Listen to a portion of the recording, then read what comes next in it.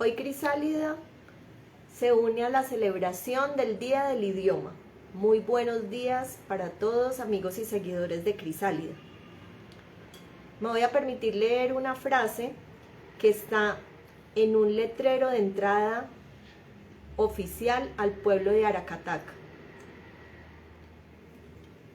Me siento latinoamericano de cualquier país, pero sin renunciar nunca a la nostalgia de mi tierra, Aracataca, a la cual regresé un día y descubrí que entre la realidad y la nostalgia estaba la materia prima de mi obra. Gabriel García Márquez.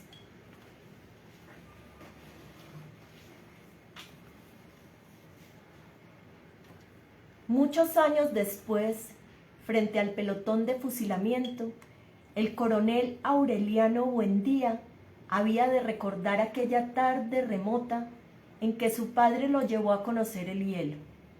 Macondo era entonces una aldea de 20 casas de barro y caña brava, construidas a la orilla de un río de aguas diáfanas que se precipitaban por un lecho de piedras pulidas, blancas y enormes como huevos prehistóricos. El mundo era tan reciente que muchas cosas carecían de nombre, y para mencionarlas había que señalarlas con el dedo. Todos los años, por el mes de marzo, una familia de gitanos desarrapados plantaba su carpa cerca de la aldea y con un grande alboroto de pitos y timbales daban a conocer los nuevos inventos. Primero llevaron el imán. Un gitano corpulento, de barba montaraz y manos de gorrión, que se presentó con el nombre de Melquíades, hizo una truculenta demostración pública de lo que él mismo llamaba la octava maravilla de los sabios alquimistas de Macedonia. Fue de casa en casa arrastrando 2 lingotes metálicos, y todo el mundo se espantó al ver que los calderos, las pailas, las tenazas y los anafes se caían de su sitio y las maderas crujían por la desesperación de los clavos y los tornillos tratando de desenclavarse, y aún los objetos perdidos desde hacía mucho tiempo aparecían por donde más se les había buscado y se arrastraban en desbandada turbulenta detrás de los fierros mágicos de Melquíades. Las cosas tienen vida propia, pregonaba el gitano con áspero acento. Todo es cuestión de despertarles el ánima. José Arcadio Buendía, cuya desaforada imaginación iba siempre más lejos que el ingenio de la naturaleza y aún más allá del milagro y la magia, pensó que era posible servirse de aquella invención inútil para desentrañar el oro de la tierra. Melquíades, que era un hombre honrado, le previno: para eso no sirve. Pero José Arcadio Buendía no creía en aquel tiempo en la honradez de los gitanos, así que cambió su mulo y una partida de chivos por los 2 lingotes imantados. Úrsula Iguarán, su mujer, que contaba con aquellos animales para ensanchar el desmadrado patrimonio doméstico, no consiguió disuadirlo. Muy pronto ha de sobraros oro para empedrar la casa, replicó su marido. Durante varios meses se empeñó en demostrar el acierto de sus conjeturas. Exploró palmo a palmo la región, inclusive el fondo del río, arrastrando los 2 lingotes de hierro y recitando en voz alta el conjuro de Melquíades. Lo único que logró desenterrar fue una armadura del siglo XV con todas sus partes soldadas por un cascote de óxido, cuyo interior tenía la resonancia hueca de un enorme calabazo lleno de piedras.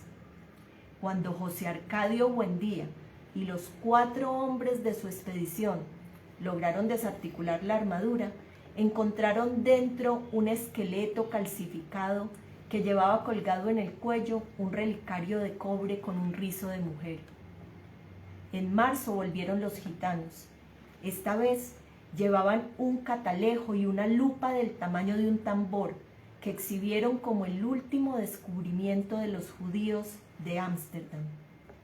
Sentaron a una gitana en un extremo de la aldea e instalaron el catalejo a la entrada de la carpa.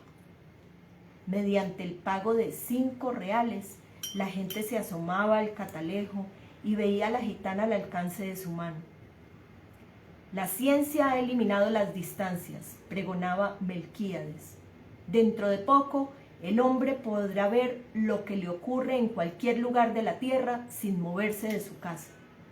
Un mediodía ardiente hicieron una asombrosa demostración con la lupa gigantesca. Pusieron un montón de hierba seca en mitad de la calle y le prendieron fuego mediante la concentración de los rayos solares. José Arcadio Buendía, que aún no acababa de consolarse por el fracaso de sus imanes, concibió la idea de utilizar aquel invento como un arma de guerra. Melquíades otra vez trató de disuadirlo, pero terminó por aceptar los 2 lingotes imantados y 3 piezas de dinero colonial a cambio de la lupa. Úrsula lloró de consternación. Aquel dinero formaba parte de un cofre de monedas de oro que su padre había acumulado en toda una vida de privaciones y que ella había enterrado debajo de la cama en espera de una buena ocasión para invertirlas. José Arcadio Buendía no trató siquiera de consolarla, entregado por entero a sus experimentos tácticos con la abnegación de un científico y aún a riesgo de su propia vida. Tratando de demostrar los efectos de la lupa en la tropa enemiga, se expuso él mismo a la concentración de los rayos solares y sufrió quemaduras que se convirtieron en úlceras y tardaron mucho tiempo en sanar. Ante las protestas de su mujer, alarmada por tan peligrosa inventiva, estuvo a punto de incendiar la casa. Pasaba largas horas en su cuarto haciendo cálculos sobre las posibilidades estratégicas de su arma novedosa, hasta que logró componer un manual de una asombrosa claridad didáctica y un poder de convicción irresistible. Lo envió a las autoridades acompañado de numerosos testimonios sobre sus experiencias y de varios pliegos de dibujos explicativos. Al cuidado de un mensajero que atravesó la sierra, se extravió en pantanos desmesurados, remontó ríos tormentosos y estuvo a punto de perecer bajo el azote de las fieras, la desesperación y la peste antes de conseguir una ruta de enlace con las mulas del correo. A pesar de que el viaje a la capital era en aquel tiempo poco menos que imposible, José Arcadio Buendía prometía intentarlo tan pronto como se lo ordenara el gobierno, con el fin de hacer demostraciones prácticas de su invento ante los poderes militares y adiestrarlos personalmente en las complicadas artes de la guerra solar. Durante varios años se esperó la respuesta. Por último, cansado de esperar, se lamentó ante Melquíades del fracaso de su iniciativa, y el gitano dio entonces una prueba convincente de honradez. Le devolvió los 2 doblones a cambio de la lupa, y le dejó además unos mapas portugueses y varios instrumentos de navegación.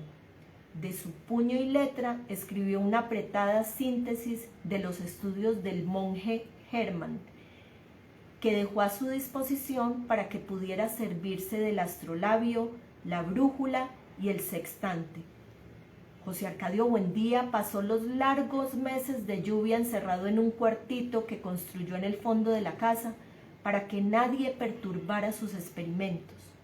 Habiendo abandonado por completo las obligaciones domésticas, permaneció noches enteras en el patio vigilando el curso de los astros y estuvo a punto de contraer una insolación por tratar de establecer un método exacto para encontrar el mediodía.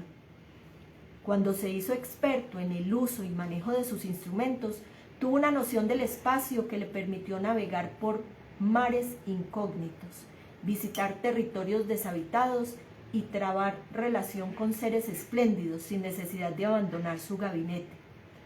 Fue esa la época en que adquirió el hábito de hablar a solas, paseándose por la casa sin hacer caso de nadie mientras Úrsula y los niños se partían el espinazo en la huerta, cuidando el plátano y la malanga, la yuca y el ñame, la uyama y la berenjena. De pronto, sin ningún anuncio, su actividad febril se interrumpió y fue sustituida por una especie de fascinación. Estuvo varios días como hechizado, repitiéndose a sí mismo en voz baja un sartal de asombrosas conjeturas sin dar crédito a su propio entendimiento. Por fin, un martes de diciembre, a la hora del almuerzo, soltó de un golpe toda la carga de su tormento. Los niños habían de recordar por el resto de su vida la augusta solemnidad con que su padre se sentó a la cabecera de la mesa, temblando de fiebre, devastado por la prolongada vigilia y por el encono de su imaginación, y les reveló su descubrimiento. La tierra es redonda como una naranja. Úrsula perdió la paciencia. Si has de volverte loco, vuélvete tú solo, gritó, pero no trates de inculcar a los niños tus ideas de gitano.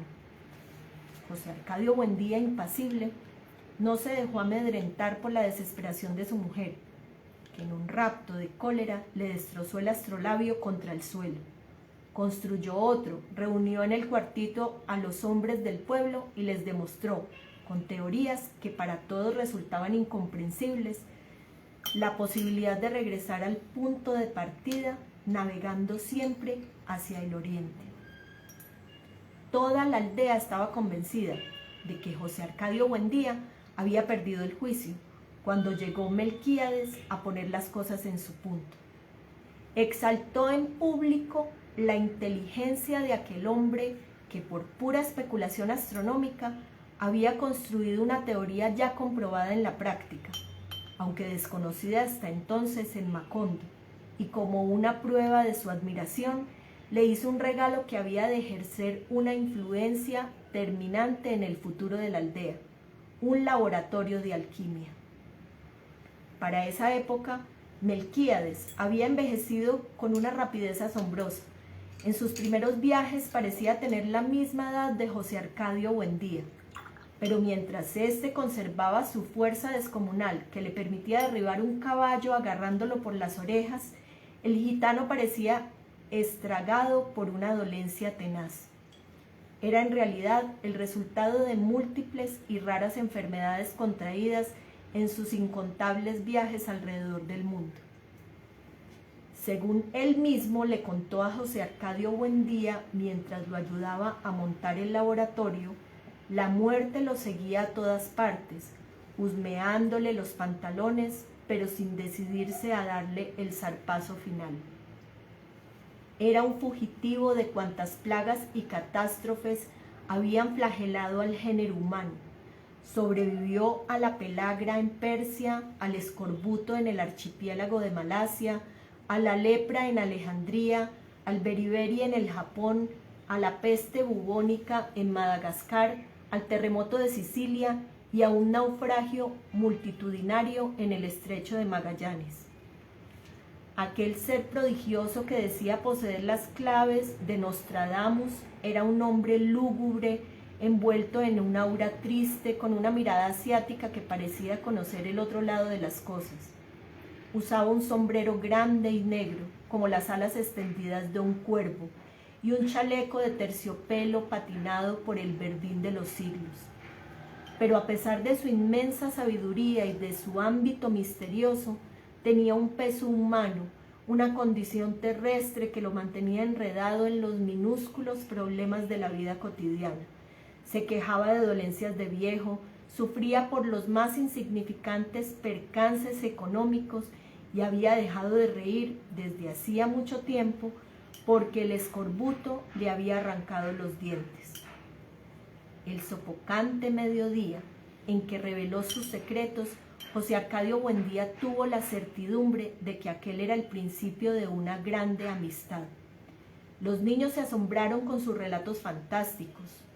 Aureliano, que no tenía entonces más de 5 años, había de recordarlo por el resto de su vida como lo vio aquella tarde, sentado contra la claridad metálica y reverberante de la ventana, alumbrando con su profunda voz de órgano los territorios más oscuros de la imaginación, mientras chorreaba por sus sienes la grasa derretida por el calor.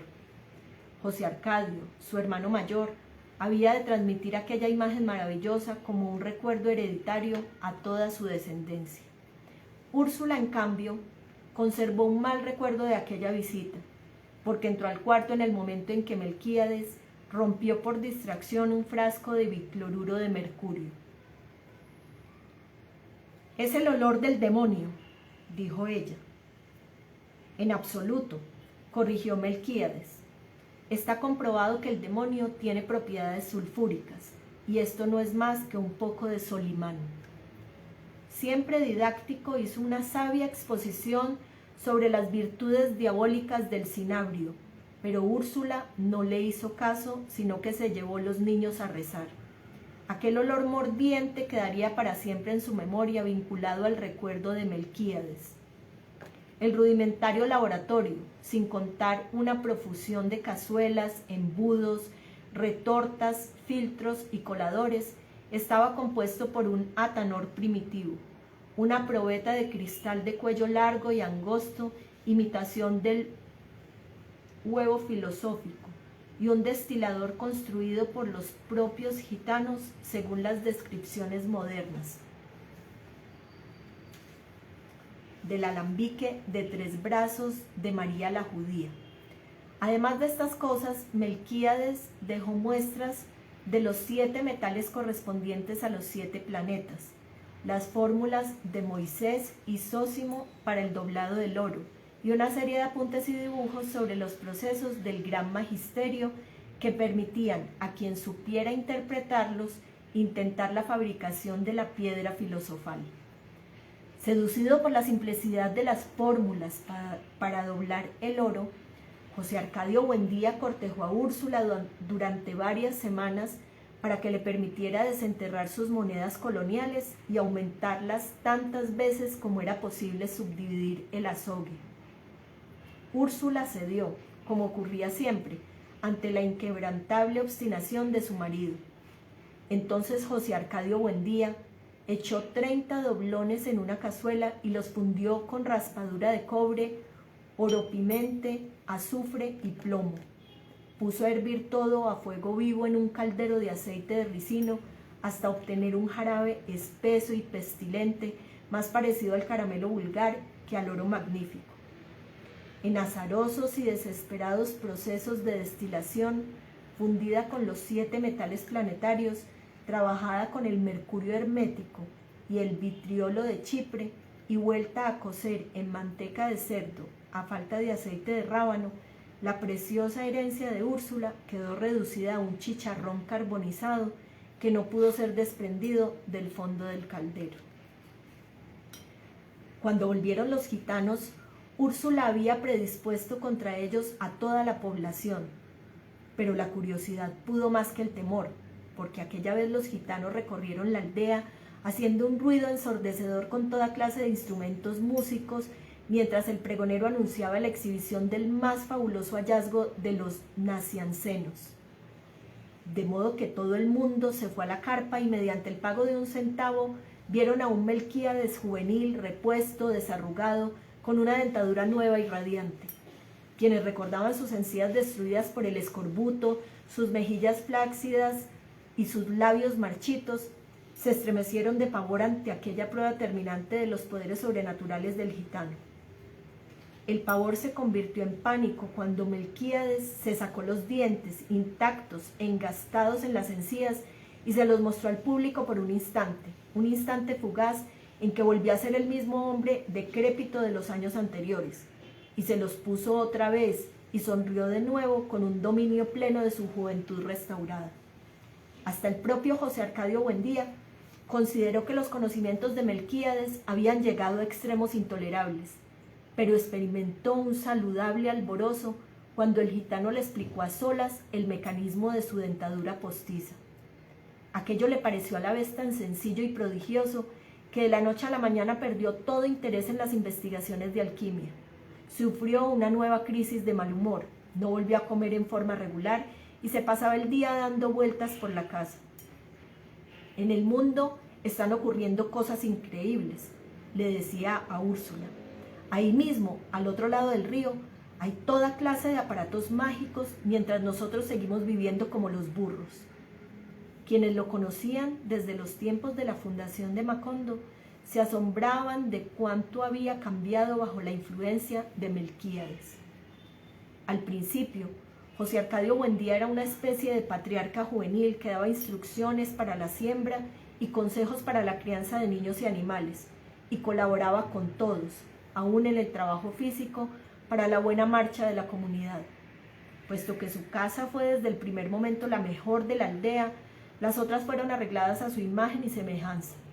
Tenía una salita amplia y bien iluminada, un comedor en forma de terraza con flores de colores alegres, 2 dormitorios, un patio con un castaño gigantesco, un huerto bien plantado y un corral donde vivían en comunidad pacífica los chivos, los cerdos y las gallinas. Los únicos animales prohibidos, no solo en la casa, sino en todo el poblado, eran los gallos de pelea. La laboriosidad de Úrsula andaba a la par con la de su marido, activa, menuda, severa, aquella mujer de nervios inquebrantables, a quien en ningún momento de su vida se la oyó cantar, parecía estar en todas partes desde el amanecer hasta muy entrada la noche, siempre perseguida por el suave susurro de sus pollerines de holán. Gracias a ella, los pisos de tierra golpeada, los muros de barro sin encalar, los rústicos muebles de madera construidos por ellos mismos estaban siempre limpios y los viejos arcones donde se guardaban la ropa exhalaban un tibio olor de albahaca. José Arcadio Buendía, que era el hombre más emprendedor que se vería jamás en la aldea, había dispuesto de tal modo la posición de las casas que desde todas podía llegarse al río y abastecerse de agua con igual esfuerzo. Y trazó las calles con tan buen sentido que ninguna casa recibía más sol que otra a la hora del calor. En pocos años, Macondo fue una aldea más ordenada y laboriosa que cualquiera de las conocidas hasta entonces por sus 300 habitantes. Era en verdad una aldea feliz, donde nadie era mayor de 30 años y donde nadie había muerto. Desde los tiempos de la fundación, José Arcadio Buendía construyó trampas y jaulas. En poco tiempo llenó de turpiales, canarios, azulejos y petirrojos no solo la propia casa, sino todas las de la aldea. El concierto de tantos pájaros distintos llegó a ser tan aturdidor que Úrsula se tapó los oídos con cera de abejas para no perder el sentido de la realidad. La primera vez que llegó la tribu de Melquíades vendiendo bolas de vidrio para el dolor de cabeza, todo el mundo se sorprendió de que hubieran podido encontrar aquella aldea perdida en el sopor de la ciénaga, y los gitanos confesaron que se habían orientado por el canto de los pájaros. Aquel espíritu de iniciativa social desapareció en poco tiempo, arrastrado por la fiebre de los imanes, los cálculos astronómicos, los sueños de transmutación y las ansias de conocer las maravillas del mundo. De emprendedor y limpio, José Arcadio Buendía se convirtió en un hombre de aspecto holgazán, descuidado en el vestir, con una barba salvaje que Úrsula lograba cuadrar a duras penas con un cuchillo de cocina.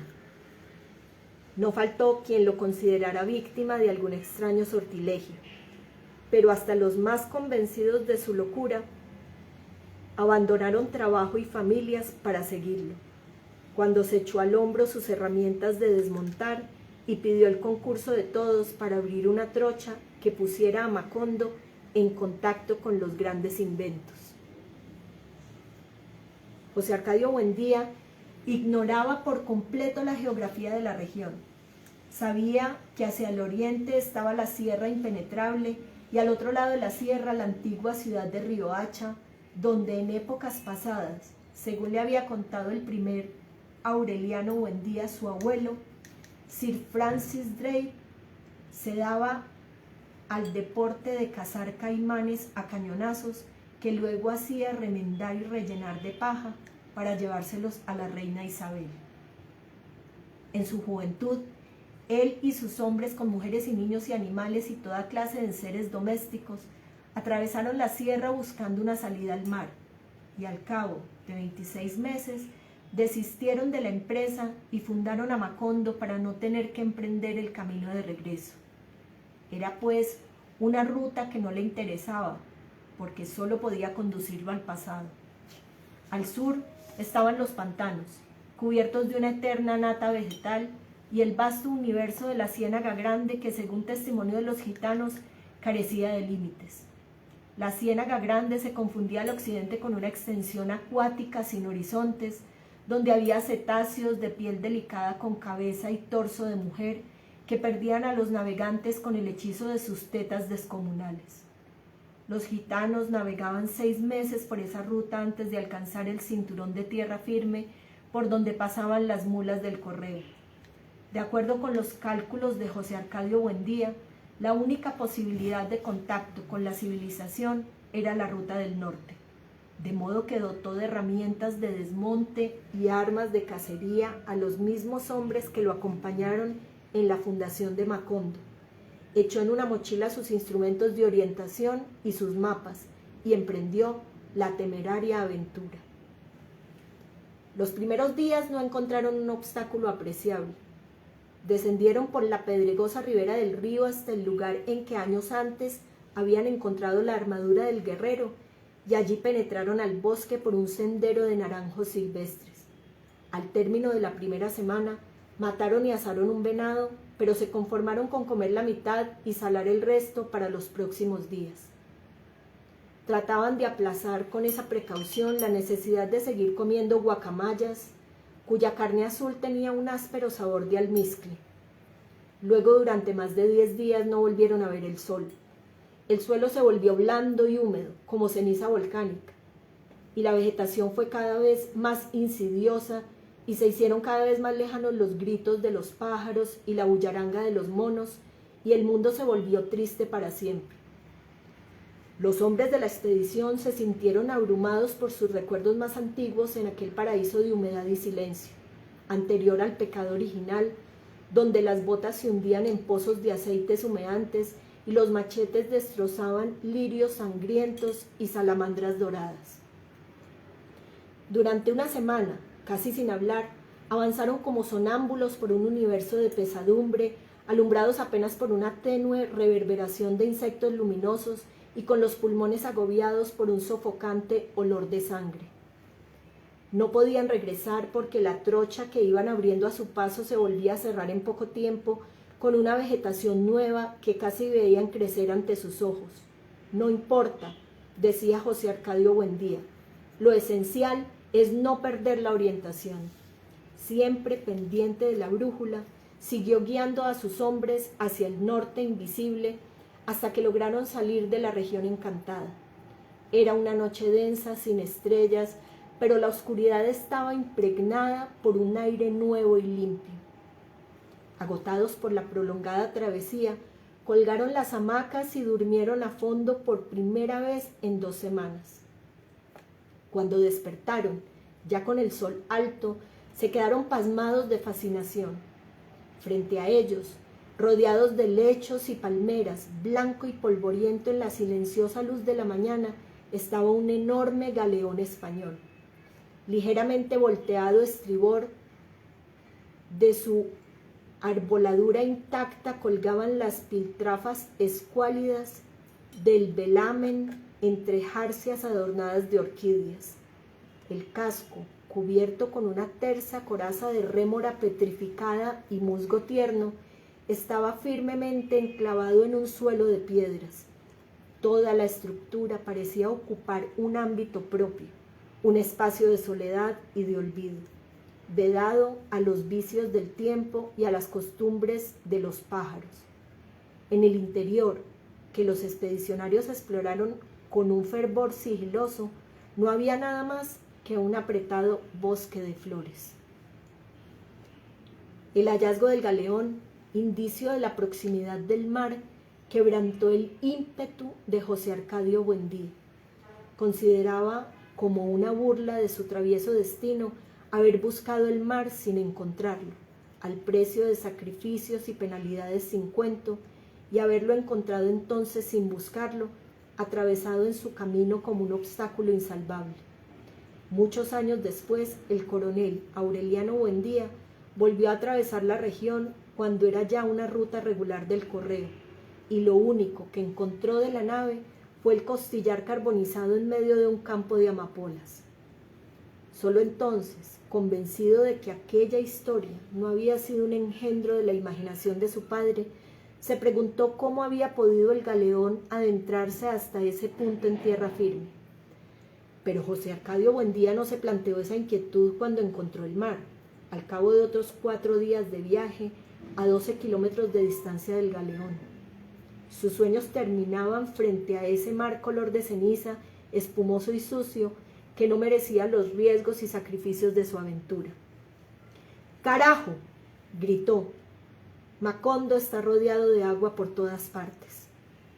La idea de un Macondo peninsular prevaleció durante mucho tiempo, inspirada en el mapa arbitrario que dibujó José Arcadio Buendía al regreso de su expedición. Lo trazó con rabia, exagerando de mala fe las dificultades de comunicación como para castigarse a sí mismo por la absoluta falta de sentido con que eligió el lugar. «Nunca llegaremos a ninguna parte», se lamentaba ante Úrsula. «Aquí nos hemos de pudrir en vida sin recibir los beneficios de la ciencia». Esa certidumbre, rumiada varios meses en el cuartito del laboratorio, lo llevó a concebir el proyecto de trasladar a Macondo a un lugar más propicio. Pero esta vez Úrsula se anticipó a sus designios febriles. En una secreta e implacable labor de hormiguita, predispuso a las mujeres de la aldea contra la veleidad de sus hombres, que ya empezaban a prepararse para la mudanza.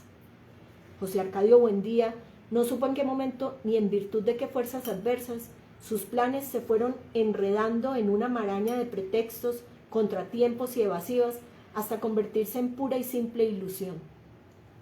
Úrsula lo observó con una atención inocente y hasta sintió por él un poco de piedad, la mañana en que lo encontró en el cuartito del fondo, comentando entre dientes sus sueños de mudanza, mientras colocaba en sus cajas originales las piezas del laboratorio.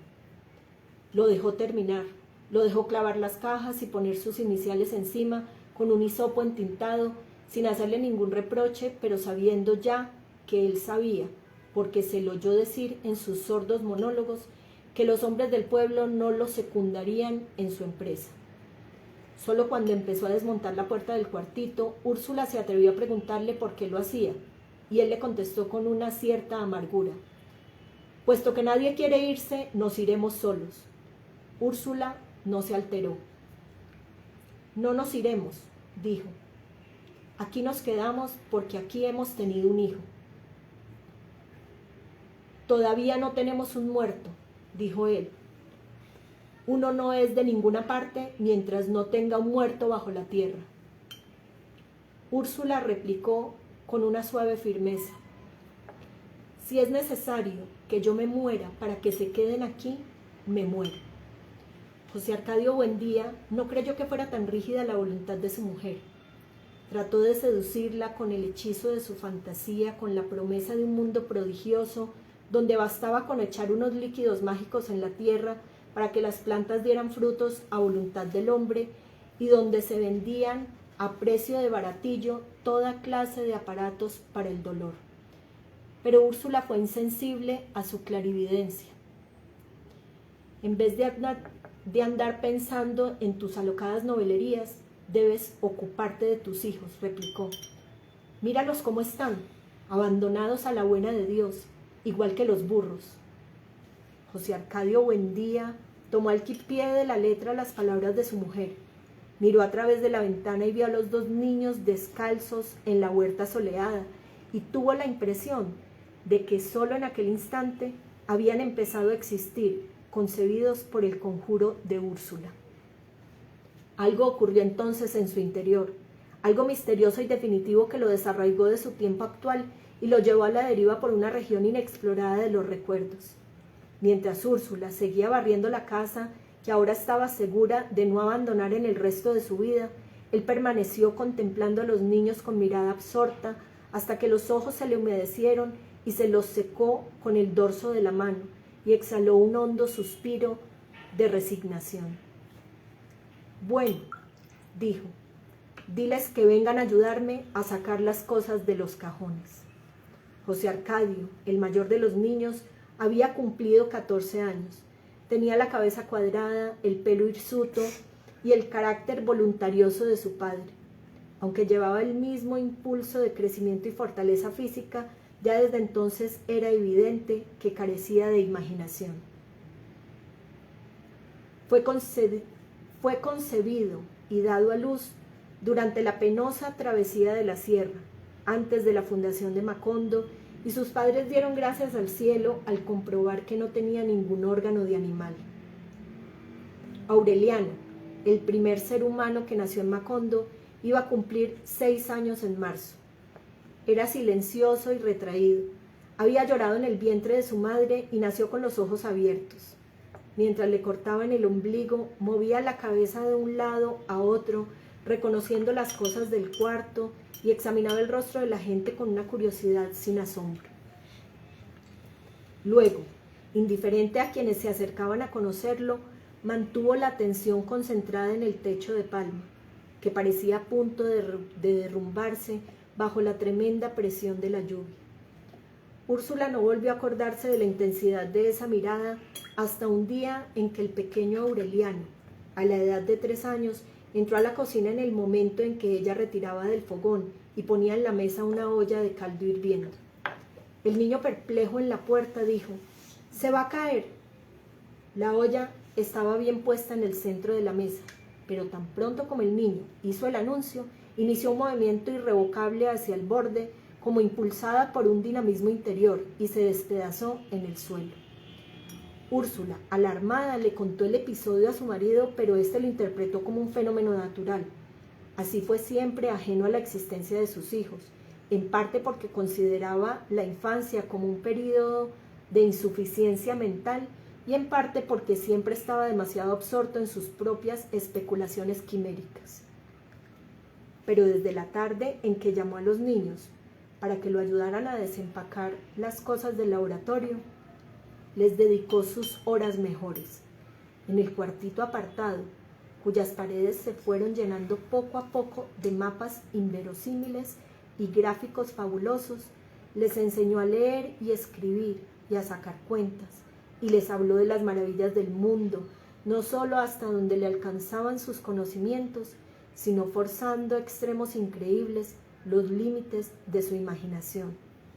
Fue así como los niños terminaron por aprender que en el extremo meridional del África había hombres tan inteligentes y pacíficos que su único entretenimiento era sentarse a pensar, y que era posible atravesar a pie el mar Egeo, saltando de isla en isla hasta el puerto de Salónica.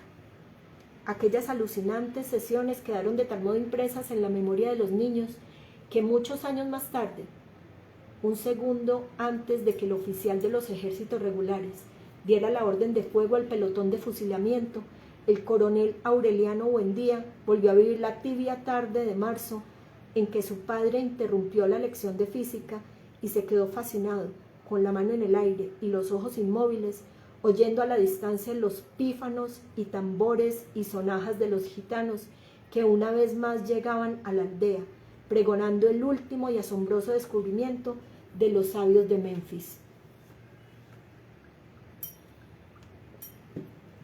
Eran gitanos nuevos, hombres y mujeres jóvenes que solo conocían su propia lengua, ejemplares hermosos de piel aceitada y manos inteligentes, cuyos bailes y música sembraron en las calles un pánico de alborotada alegría, con sus loros pintados de todos los colores que recitaban romanzas italianas, y la gallina que ponía un centenar de huevos de oro al son de la pandereta, y el mono amaestrado que adivinaba el pensamiento, y la máquina múltiple que servía al mismo tiempo para pegar botones y bajar la fiebre, y el aparato para olvidar los malos recuerdos, y el emplasto para perder el tiempo, y un millar de invenciones más, tan ingeniosas e insólitas, que José Arcadio Buendía hubiera querido inventar la máquina de la memoria para poder acordarse de todas. En un instante transformaron la aldea. Los habitantes de Macondo se encontraron de pronto perdidos en sus propias calles, aturdidos por la feria multitudinaria. llevando un niño en cada mano para no perderlos en el tumulto, tropezando con saltimbanquis de dientes acorazados de oro y malabaristas de 6 brazos, sofocado por el confuso aliento de estiércol y sándalo que exhalaba la muchedumbre, José Arcadio Buendía andaba como un loco buscando a Melquíades por todas partes, para que le revelara los infinitos secretos de aquella pesadilla fabulosa. Se dirigió a varios gitanos que no entendieron su lengua. Por último llegó hasta el lugar donde Melquíades solía plantar su tienda y encontró a un armenio taciturno que anunciaba en castellano un jarabe para hacerse invisible. Se había tomado de un golpe una copa de la sustancia ambarina cuando José Arcadio Buendía se abrió paso a empujones por entre el grupo absorto que presenciaba el espectáculo y alcanzó a hacer la pregunta. El gitano lo envolvió en el clima atónito de su mirada, antes de convertirse en un charco de alquitrán pestilente y humeante sobre el cual quedó flotando la resonancia de su respuesta. Melquíades murió. Aturdido por la noticia, José Arcadio Buendía permaneció inmóvil tratando de sobreponerse a la aflicción hasta que el grupo se dispersó, reclamado por otros artificios, y el charco del armenio taciturno se evaporó por completo. Más tarde, otros gitanos le confirmaron que en efecto Melquíades había sucumbido a las fiebres en los médanos de Singapur y su cuerpo había sido arrojado en el lugar más profundo del mar de Java. A los niños no les interesó la noticia. Estaban obstinados en que su padre los llevara a conocer la portentosa novedad de los sabios de Memphis, anunciada a la entrada de una tienda que, según decían, perteneció al rey Salomón. Tanto insistieron que José Arcadio Buendía pagó los 30 reales y los condujo hasta el centro de la carpa, donde había un gigante de torso peludo y cabeza rapada, con un anillo de cobre en la nariz y una pesada cadena de hierro en el tobillo, custodiando un cofre de pirata. Al ser destapado por el gigante, el cofre dejó escapar un aliento glacial. Dentro solo había un enorme bloque transparente con infinitas agujas internas en las cuales se despedazaba en estrellas de colores la claridad del crepúsculo. Desconcertado, sabiendo que los niños esperaban una explicación inmediata, José Arcadio Buendía se atrevió a murmurar: «Es el diamante más grande del mundo». «No», corrigió el gitano, «es hielo». José Arcadio Buendía, sin entender, extendió la mano hacia el témpano, pero el gigante se la apartó. «5 reales más para tocarlo», dijo. José Arcadio Buendía los pagó y entonces puso la mano sobre el hielo y la mantuvo puesta por varios minutos, mientras el corazón se le hinchaba de temor y de júbilo al contacto del misterio. Sin saber qué decir, pagó otros 10 reales para que sus hijos vivieran la prodigiosa experiencia. El pequeño José Arcadio se negó a tocarlo. Aureliano, en cambio, dio un paso hacia adelante, puso la mano y la retiró en el acto. «Está hirviendo», exclamó asustado, pero su padre no le prestó atención. Embriagado por la evidencia del prodigio, en aquel momento se olvidó de la frustración, de sus empresas delirantes y del cuerpo de Melquíades abandonado al apetito de los calamares. Pagó otros 5 reales y con la mano puesta en el témpano, como expresando un testimonio sobre el texto sagrado, exclamó: «Este es el gran invento de nuestro tiempo». Listo. Muchísimas gracias por compartir con nosotros esta maravillosa experiencia en la celebración del Día del Idioma, un homenaje que quería hacerle Crisálida a Gabriel García Márquez, nuestro gran Nobel de Literatura. Y la pintura que ustedes observan es de la casa donde nació y vivió hasta sus 8 años. Buenas tardes, buenos días, perdón. Esperamos que hayan visto o hayan disfrutado del contacto entre el pincel y la palabra. Me parece muy interesante poder en este espacio destacar también a otros artistas del lenguaje y especialmente a un artista colombiano que ha dejado tan alto el nombre de nuestro país en todo el mundo. Feliz tarde.